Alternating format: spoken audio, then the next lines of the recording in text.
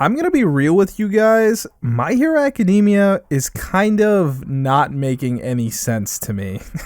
Well, I guess that's a bit of an exaggeration. It does make sense from time to time, but there's parts where I'm just like, this doesn't make any sense. And when it comes to the most recent episode of My Hero Academia, I'm literally like, what is going on at this point? Like, really, what is going on? There's people that say this is the best arc, and I don't really agree. This arc has left me kind of just thinking that the scenery is cool because it's always raining all the time. This has become the DC universe for some reason. And just specifically with this episode, what kind of really got me was we're kind of continuing off of the last episode where Deku is brought back to UA. And when it came to those last two episodes that we saw, I didn't understand how that was a good idea. That never was properly explained. There's characters that are like, we have to do this, and they try to give arguments, and I'm like, those aren't good arguments. And Deku's like, I can't be at UA because you guys need to be protected. This is for your own safety.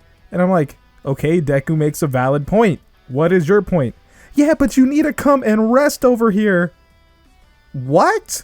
Anyway, Uraraka. Was that supposed to be empowering? Because it wasn't. By the way, this video is not going to be a hating video. I'm not hating on My Hero Academia. I do actually love My Hero Academia. But let's be honest. Was that supposed to be empowering? That Uraraka speech? I remember Hawks. When Todoroki, Endeavor, and Hawks are literally walking in.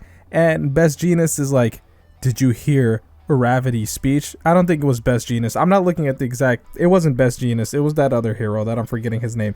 But he's like, did you hear Uravity's speech? And then when I watched the episode, I literally responded to him, and I was like, yeah, I did. It wasn't good. Not to sound like those anti-woke channels and like about politics and all that stuff, but was that not just an emotional teenage girl screaming into a megaphone, thinking that if she just gets louder and more emotional, therefore we're supposed to think that that's a good argument? And that's not me saying anything stereotypical myself. That they just did the stereotype. They just did the stereotype. That's what they did. They literally did not write Uraraka any good lines there. She was just screaming into the microphone and being emotional, and then Deku started crying. The only part, and then like there's other people that start crying, and it's raining and all this, and I'm like, am I supposed to feel emotionally attached to these characters right now? Because I don't, and I love a lot of these characters. I love most of these characters. I'm like, I don't feel anything towards. I don't even know what's going on. I actually think Deku was right to want to leave. No one's giving a good argument. He has to rest, okay? And then Koda runs up to Deku. That was the only part that I had some sort of emotional attachment, because Koda's awesome. I like Koda. Koda is like, he sees Deku as like this big brother, and so I'm like, that's good. I like that. But then that girl, the animal girl, she's like, you saved me, and I tried to go to these other places, but they were racist, and now I'm here because they let me be here. Okay, good for you. Could you wait your turn? Because Koda, a character we actually care about, is trying to have a moment with the main character. Can you like wait? Can you just wait your turn? You're ruining this moment. Yes, she ruined the moment for me.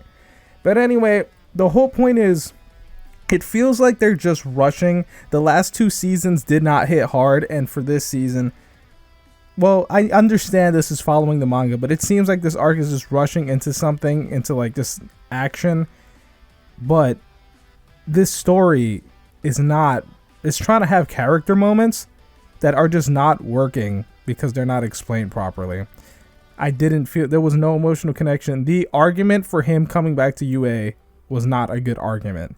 And when it comes to the protection of UA, I literally had to like kind of shut my brain off when it came to reasoning and logic to follow what the principal was talking about when it came to the protection of how UA got so protected with their technology and all this stuff and everything. I just told myself, you know what? Just turn your brain off to it and just say okay. Just say okay to the principal. Sure, you did that.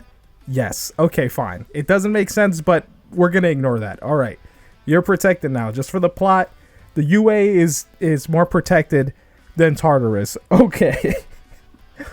But yeah, so I don't know, man. The writing has to be better. That's all I'm saying. The Todoroki storyline, though, that's pretty good. And I can say that I'm great, yeah, I can say that I'm perfect. I ain't the one that was out here saving lives, I was purchased. Now we about to take you out if you try to act toxic. I'ma send you straight up to my main man, Kanjin.